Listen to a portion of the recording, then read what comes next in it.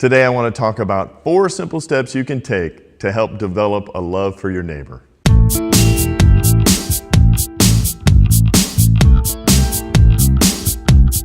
Hi everybody, my name is Scott Vermillion. Thanks for tuning in today. We're talking about simple steps in which we can help develop a love for our neighbor.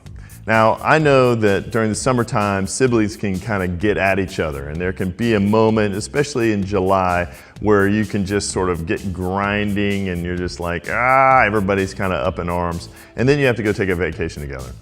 I want to help try to begin to develop a love for our neighbor that kind of goes against that and begins to open us up to possibilities of being a true human, where we would love one another as the Lord would call us to do. One of the things I think we can do to inspire this is that everyone switch rooms when it comes to cleanup duties. So what you would do is have your kids switch the responsibility for cleanup and clean up someone else's room.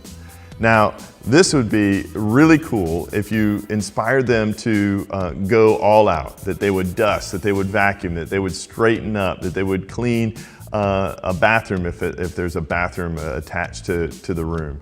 And that if you could go even further, you could write a note of appreciation and maybe even put a mint on the pillow and that note on the pillow just saying how great it is for you to be my brother or sister.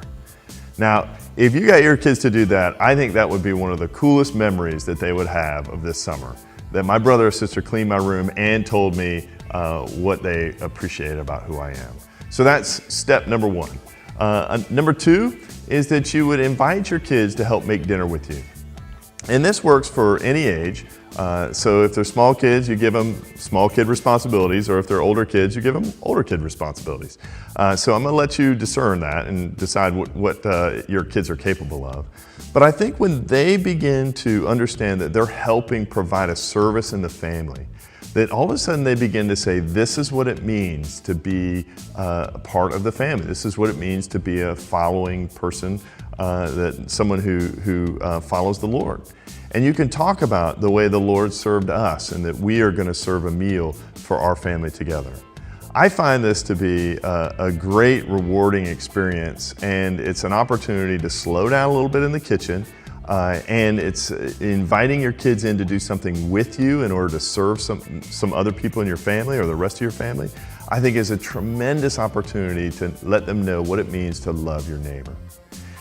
I think if we want to move outside the family and begin to understand what it means to serve them, you can do a couple things. First, one step you can take toward serving your neighbor is to actually mow their lawn or provide some sort of service for them when they're gone on vacation.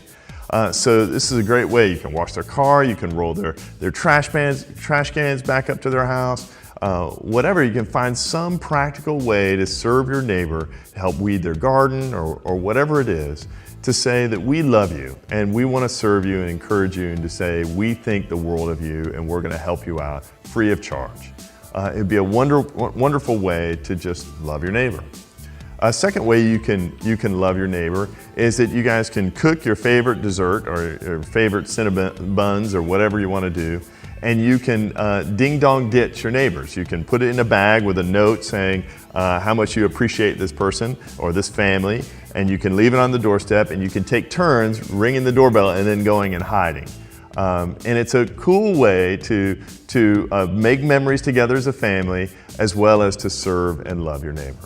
So those are 4 simple steps that you can take to help your kids and your family develop a love for our neighbor.